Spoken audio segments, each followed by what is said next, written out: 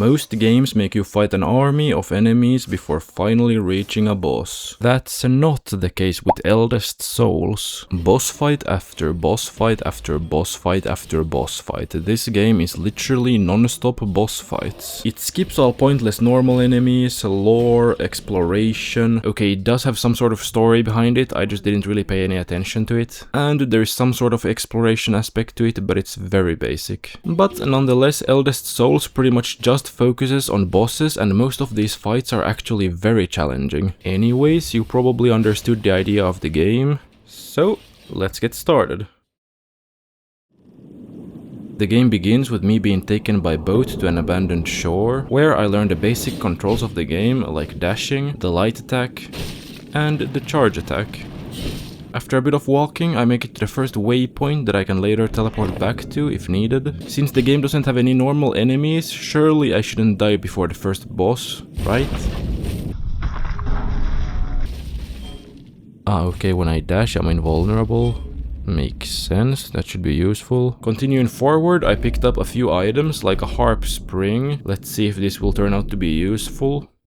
And just a moment later, I'm already at my first boss fight.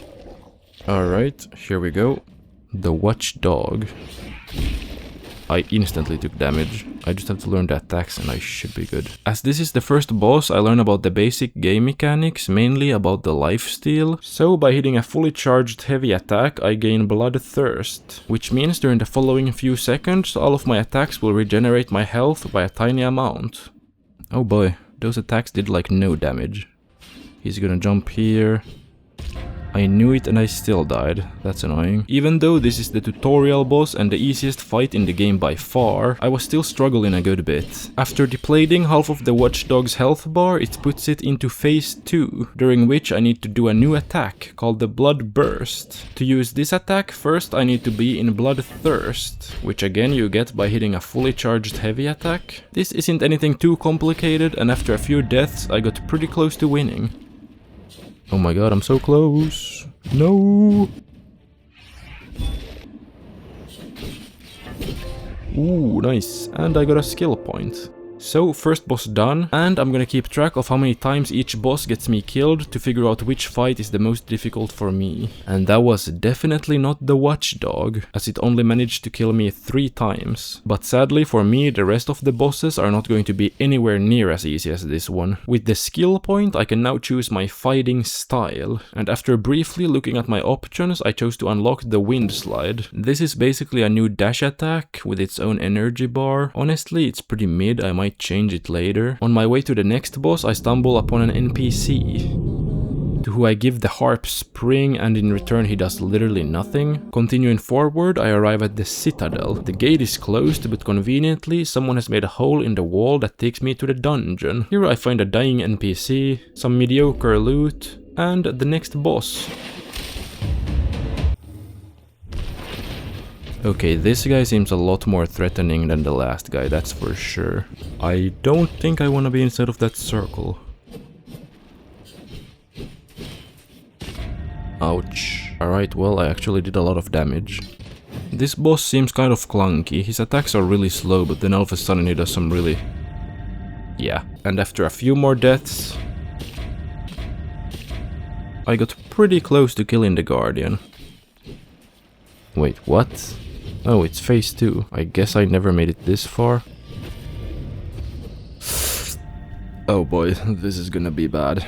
So yeah, after depleting about 60% of the Guardian's health, it turns into a much stronger phase 2. During this, the attacks are much more difficult to dodge, and they happen more frequently. So this is already a huge jump in difficulty from the first boss, and it actually requires a decent feel for the game, mainly on how to effectively dodge attacks. To do this, you need to learn the enemy attacks and dash at the right moment, but you can't just spam dashes because each dash uses one of 3 charges of stamina, which refills relatively slowly slowly. The Guardian's attacks aren't really that difficult to remember. He has 2 melee attacks, a slash that you know is coming when he kinda just stands still with his axe to the side, and a stab attack which is signaled by this beam of light. He can also throw spears at you and create this big red circle with 2 smaller circles inside, and after about a second or so the circles will start exploding. Occasionally he will also do this dash into an AoE attack. In phase 2 he will start spamming you with melee attacks. The red circle can now move, the 3 spears turn into 1 spear that's more accurate, and he learns a new attack, whatever this is. Eventually, after a few careless deaths, I got more comfortable with the fight.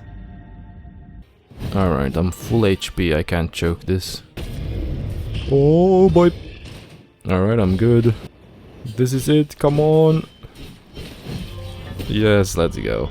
That wasn't too bad. In the end, the Guardian got me killed a total of 8 times. Not too bad, but definitely more than the Watchdog. With the new skill point, I upgraded the Wind Slide so my attacks deal a little bit more damage. Then I just kept going deeper into the Citadel. Here I learned about shards. They give different buffs depending on in which shard spot they're equipped. The only one I have so far is the Corrupted Grasp. By using this as my active shard, it turns into a grapple hook I can use to make it over the gap on this bridge. This brings me to the crossroads. Here I find another closed gate, however this one I'm actually gonna be able to open by killing 2 bosses. And after just a little bit of exploring, I find the first boss. EOS, God of Unity. So I'm just fighting a ball. This thing has a bunch of armor, the blue bar at the bottom. That's annoying. God, I can't even get rid of the armor. Oh boy, I can already tell this fight is gonna be painful. The fire attacks are so annoying because they leave this fire on the ground that does so much damage. Oh my god, I did it. So after getting rid of the armor, they split up. Interesting. They don't really attack at the same time, which is nice. But I still managed to take damage. Oh no, what's happening? I'm scared. I just died to the same exact thing again. Now the fireball went to the middle instead. Ooh, okay, that's pretty easy to dodge.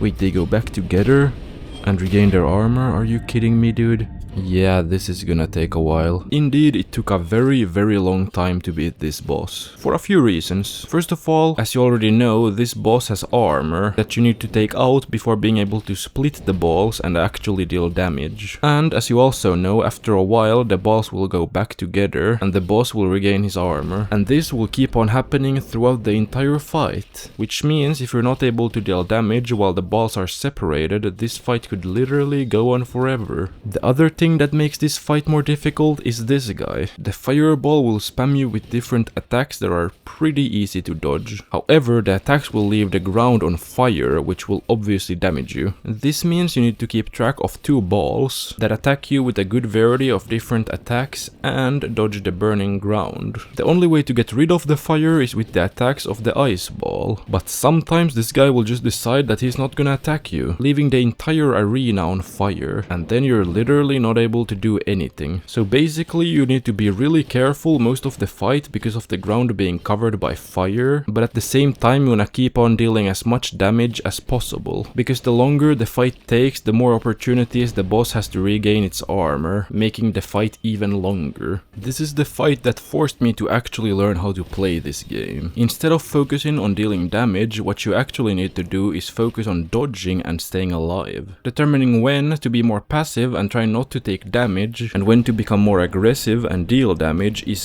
the most important thing while playing a game like this. For example, if the entire ground is covered by fire, it's smarter to not attack and wait for the ice ball to attack and extinguish the fires. Patience is the most important attribute while playing a game like this, and that kind of ended up being my downfall. I would end up getting the boss pretty low on HP, die and get really annoyed. Then I would as quickly as possible trying to get to the same position as before. This would cause me to play very recklessly, take unnecessary damage and die. And then I would get even more annoyed and I would keep on making the same mistake over and over. So to try and cool my nerves, I would take a little break from fighting and explore the nearby area. I ended up finding the other boss, but I died pretty quickly, so let's not get ahead of ourselves. Instead, let's go back to the God of Unity. And after many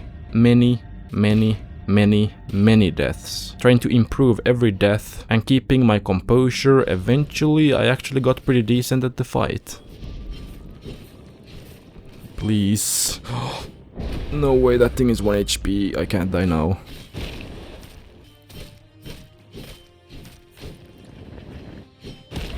No way, dude. This has to be it.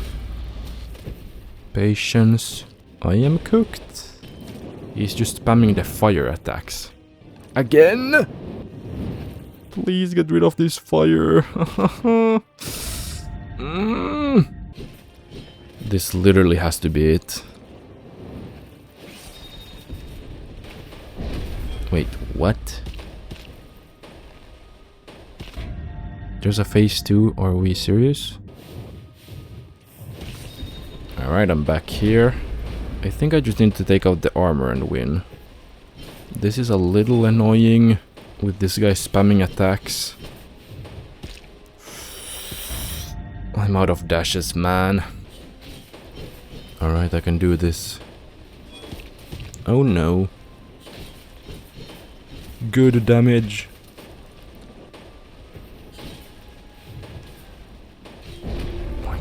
Oh my god, finally, dude. This took literally forever. Yeah, that definitely took quite a while. In fact, the God of Unity managed to kill me a total of 42 times. That's quite the jump from the Guardian. Especially since the fight also lasted much longer. Just the winning fight took 6.5 minutes, and that's actually the longest fight of the entire game. Well, let's hope the next boss doesn't get worse than that. Since I already know where the fight is, I don't have to do any mindless running around. Instead, I get to fight the God of Light, Ezekiel. I already fought this guy once, but it's not like I remember anything. I feel like most of the attacks are pretty easy to dodge. I need to be on this side. Same here. Oh. Oh well. This is another fight where you just need to pay attention, learn the attack patterns and focus on dodging. Ezekiel pretty much has 5 different attacks he will use on you. The slash and stab attack. This is his only melee attack. There's also the red and white light beams he creates in a circle and shoots out in all directions, one color at a time. This attack is very easy to dodge, but even though it looks like you can stand in the middle of the circle, you can't. Instead you'll die instantly. When he stabs his spear into the ground, a white or red crack appears and you just need to be on the opposite side of where the cracks are pointing and you're good. This is a perfect opportunity to deal some damage. Sometimes Ezekiel spawns in 2 of these red and white lights across the arena. This will create a grid of lasers you'll need to dodge. And lastly, he can also fly to the top of the room and start summoning the same type of lasers. These attacks aren't really that difficult to dodge, but during most of them you can't really be dealing any damage, so killing the boss is the bigger challenge here. After managing to take out half of his HP, phase 2 begins. This basically just means the attacks become more advanced and more difficult to dodge. The circular light beam attack starts rotating, the grid attack has more lasers in it, the crack in the ground activates twice, and the lasers last longer. Getting used to these new attacks definitely took a few deaths.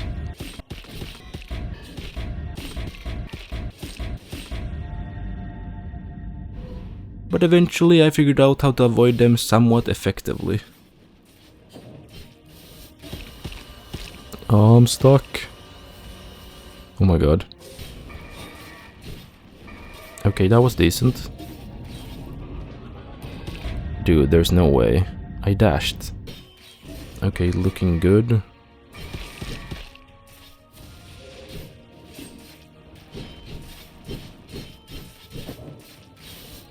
No, not like this. He's like 1 HP.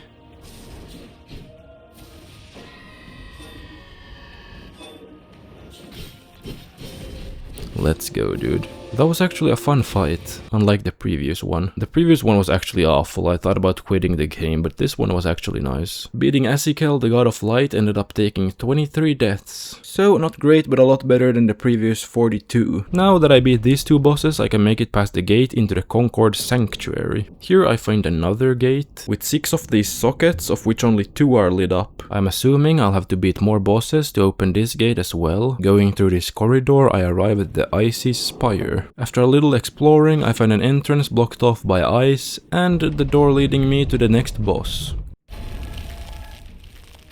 Hyam of the Frigid Waste. Interesting. This is kind of like combining the last 2 bosses in some weird way.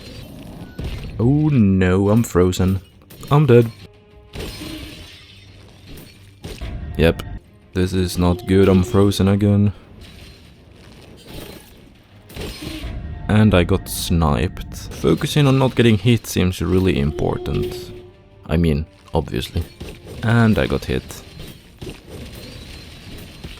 I just dashed into the attack. During this fight, I decided to change my fighting style from Windslide to Berserk Slash. This is a much stronger playstyle. Basically, it just allows me to deal a bunch of extra damage by activating these fangs. How it works depends a little bit on what you spend your skill points on. You don't need to know all the details, but basically I just got a lot stronger doing this. To make me even stronger, I equipped some shards I had found earlier. Because of all of this, the fight instantly became a lot easier. Taking damage in this fight is basically catastrophic because of the frost that will be applied to you. Not only does it make you slower, but it also locks your stamina behind just one charge. Most of the attacks aren't really a problem, except for this ice spike attack the Hyam can do from any distance that you only have a really brief window to react to.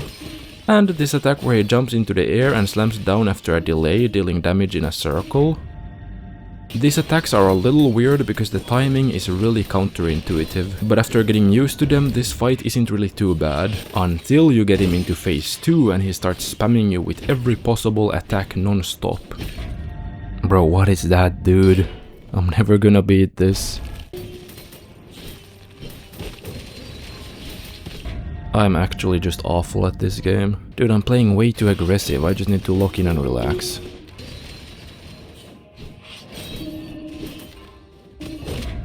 That was kind of unlucky.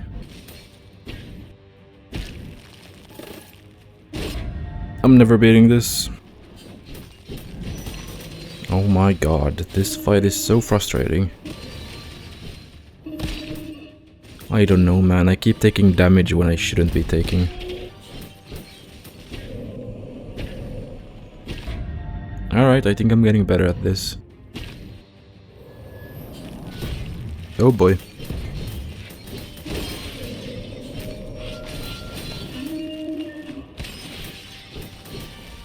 Oh my god, what? He just died. I didn't realize he was so low. This fight was kind of enjoyable and miserable at the same time. I did have a lot of deaths. I think at one point I died like 5 times within a minute. Yeah, I did die a good amount during this fight, a total of 29 times. So not great, but I feel like I'm improving a little. Exploring the sanctuary further, I found an alchemist and a librarian who were basically useless. But I also found this corridor leading me to the Everforest. Here I found some weird vines, these training dummies, and this long bridge leading to the Moonsway. This is basically just a big obstacle course with a bunch of polyhedras trying to snipe me down. I did manage to die 3 times during this section, but it wasn't really a big deal.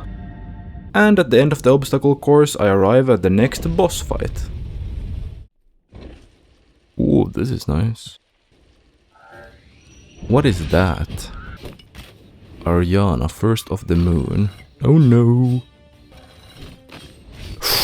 Okay, that was bad. Alright, well, at this point I'd actually kind of learned how to play the game, and I finally started to get some confidence. So for me, this was actually one of the easiest bosses in the game. The attacks are pretty easy to dodge, and don't really require any fast reflexes. In this fight, pretty much it's good to kill these turrets Ariana leaves behind, but honestly that's not even necessary. A bit into the fight, the arena collapses, making it more difficult to dodge. And later it becomes even smaller, at which point the attacks of the boss cover basically the entire arena, so the timing of the dashes are really important. But as I already said, this was one of the easier fights, so beating Ariana didn't really take long at all. She's kinda just sitting there doing nothing.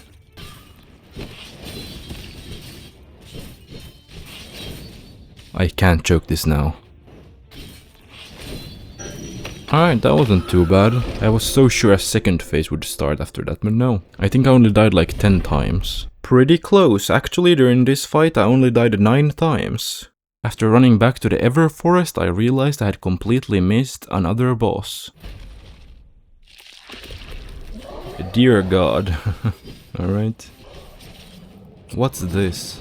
Oh, I assume the vines will damage me, or do they heal me? Okay, why would they heal me? And first to death. I actually did okay damage. Dude, I don't understand these flowers. I think they damage me. Oh, come on. Second try and I already did like 2/3 of the damage. And after just a few more deaths, I already got close to beating the Deer God. Dude, these flowers are making me crazy.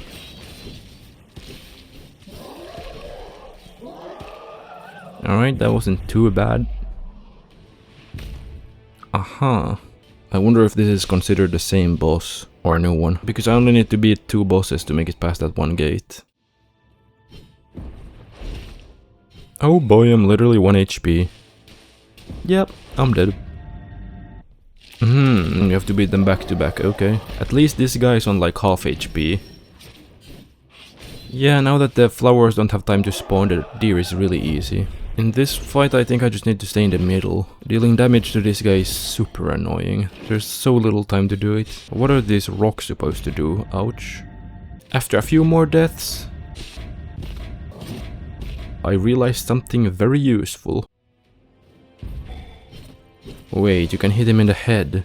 Dude, there's a huge shadow below him. I thought he's high up in the air. Okay, well, this should make things easier. Or maybe not.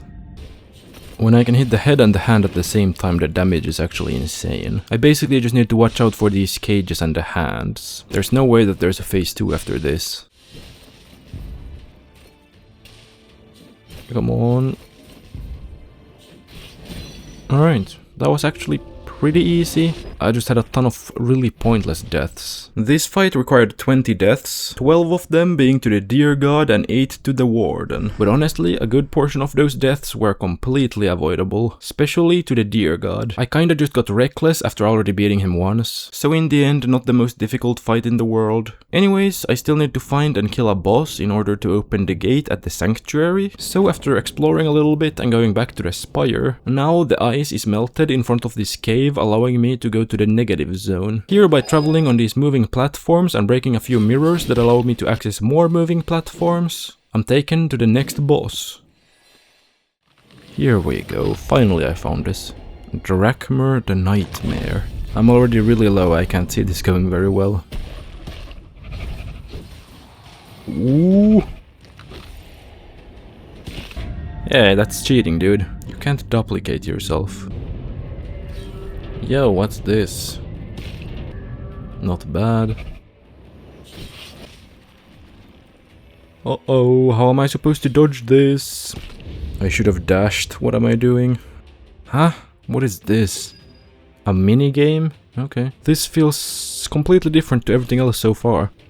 Alright. And indeed, this was probably the most unique fight of the game. Drachmer will basically just spam these black and blue balls at you the entire fight. He will also clone himself and the clones will spam you with the same type of balls. So taking them out as fast as possible is super important. There's also a good amount of other attacks coming your way. The most interesting ones being the mirror spam attack and the red and black balls that send you to a different dimension where you're getting hunted by your own clones, and in order to get out you need to destroy these 3 crystals. Other than that, the attacks aren't the most difficult thing to avoid, so it's all about learning to dodge as consistently as possible. No, not this again. Okay, this should be easy to dodge. It's good that I can kill the clones by just hitting the actual one, and the real one always spawns last. Dodge the mirrors. Honestly, I shouldn't be taking damage here, but whatever. I'm cooked. Yep. Dude, no, not this again. Okay, that wasn't too bad. lock in, dude. Please, dodge. Okay, this is it, surely.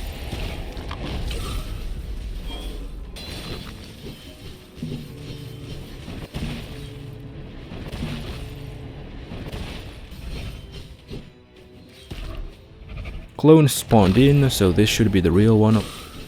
Let's go, dude. I feel like I say this after every boss, but honestly this was one of the easiest fights in the game. It just took very long because of the goofy mini-games. But even with all of that, this fight wasn't even close to taking as long as the God of Unity fight. Which makes me realize even further how insanely painful that fight actually was. Well, anyways, the Drakmar fight only ended up taking 11 deaths, so pretty good. Now that I defeated all of the required bosses, I can finally pass through the gate at the sanctuary. And as you can probably guess, this takes me straight to a boss. However, it's not just any boss, it's the final and toughest boss of the game. Well, at least it's supposed to be. So let's see if that's actually the case, or does the God of Unity keep the title as the most difficult boss? Oh no, not these guys again. The balls are back. At least this seems to be a little bit different. Ah, not the best start. I can also straight up damage this guy. That's nice. The balls are actually kinda chill here. Ah. Okay, they're a little crazy. Alright, this definitely has similar aspects to the other fight. That's not very nice. The balls kinda just AFK, which is nice. But then they do that. I can actually hit this ball before it even spawns in. But I keep taking damage because I don't pay attention. Not really sure if I should be hitting the balls or this one or this guy. This guy seems a little risky. Yeah. I'm trying out this clone that I can teleport to. It seems alright. Wait, what's this? Okay, he's just AFK, that's huge. Hitting both balls at once is actually amazing.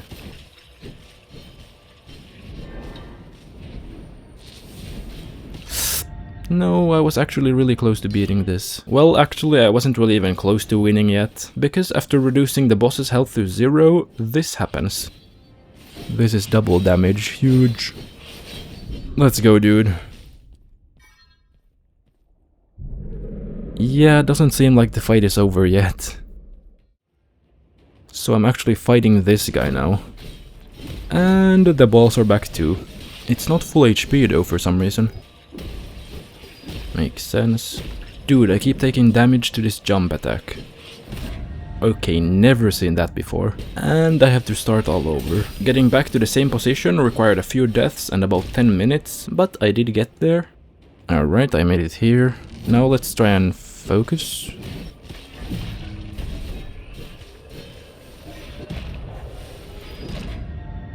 Really?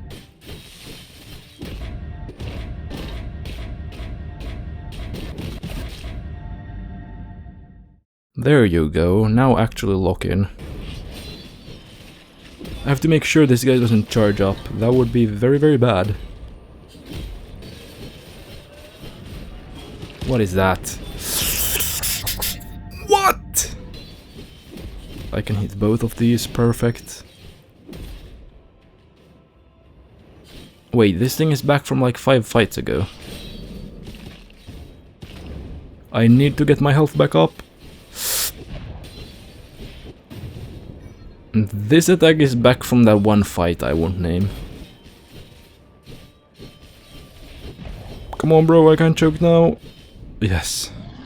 Now the question is there a phase 3? Of course there is. Not really sure what's going on. Well, that was free.